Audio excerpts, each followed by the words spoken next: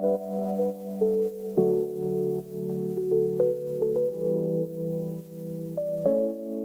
there, my willing tributes and sacrifices, and thank you for joining me today in my little part of the ocean. My name's Viara, lovable and unknowable siren creature from beyond the depths of human understanding. And today we're going to be talking about Palia. Or Palia? I'm not really sure how you say it, honestly. But either way, it's my new hyperfixation. And you know what comes with new hyperfixations? Things I wish I knew before I started. So that's exactly what we're doing today. 10 things I wish I knew before I started playing Palia.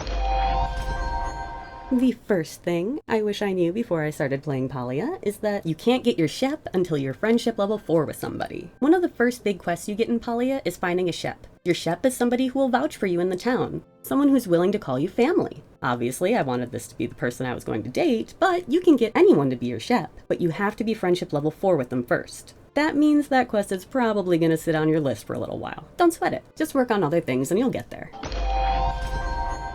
The second thing I wish I knew before I started playing Palia is that romance works a little differently in Palia. Like most farming games, everybody has a friendship bar, and then the romanceable characters have romance bars too. But unlike a lot of dating sims, you can't get any romance points until you get to friendship level 4. Once you get to friendship level 4 with one of the romanceable characters, you can then give them a box of chocolates that you can get for 200 coins from Zeki's shop. The character will then ask you if you're sure, if you know what this means, and you do. And then you can start to flirt with them once a day. Okay, no spoilers, but once you get to level 4 romance with any of the romanceable characters, they all have an item that they'll give you. You can only wear 2 of those items at a time, meaning you can only be officially dating 2 characters. But you can go through the romance path with any of them, and I think that's great. My poly heart sings for Palia. The third thing I wish I knew before I started playing Palia is that you need to level up your furniture crafting in order to get more storage space. At the furniture store, Tish sells 2 additional recipes for storage boxes, and each of these boxes have a little bit more space. I currently have the biggest, of course, because I have a hoarding problem.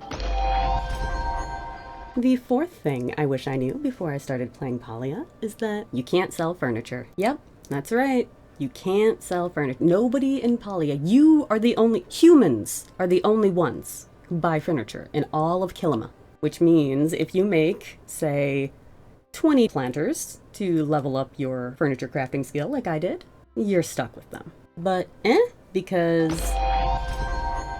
the fifth thing I wish I knew before I started playing Palia is that furniture doesn't take up space in storage. That's right. If you want to buy 500 of those spooky floating candles from Zeki right now, go for it. I'm sure you'll find a use for them.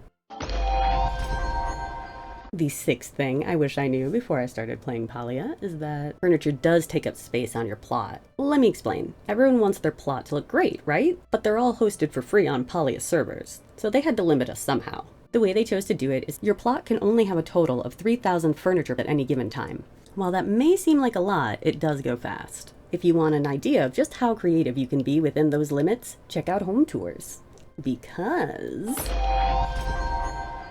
the seventh thing I wish I knew before I started playing Palia is that you can get some really cool stuff from home tours, and you don't even have to submit your plot. Check out your weekly quests. The first couple will always be for home tours. And so far, for me, they've always been rate 5 homes and visit 15. And your reward for doing so is tickets that you can spend at the store, and check out all the cool stuff you can get there. I'm really interested in these nameplate add-ons, just saying, because I don't spend money on this game.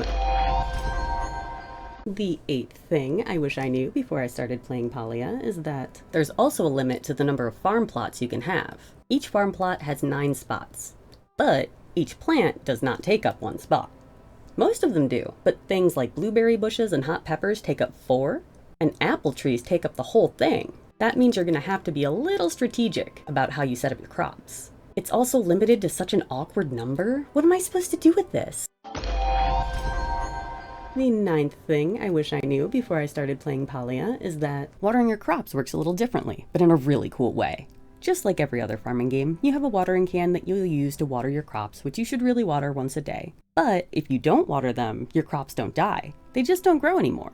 You fill up your watering can at your little farm pond, and you can even upgrade it, though I'm not really sure what the upgrades do yet. Possibly just give you more water and break less, because they don't seem to do a more efficient job watering the crops or anything. Maybe I just haven't noticed? I don't know.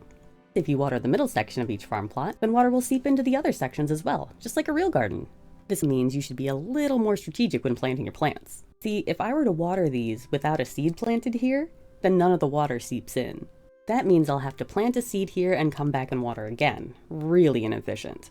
But if I plant a seed first, you can see it gets watered along with all the others. Due to this fact, the order I like to go in is first harvest crops and pull weeds, then use fertilizer and plant seeds, then water.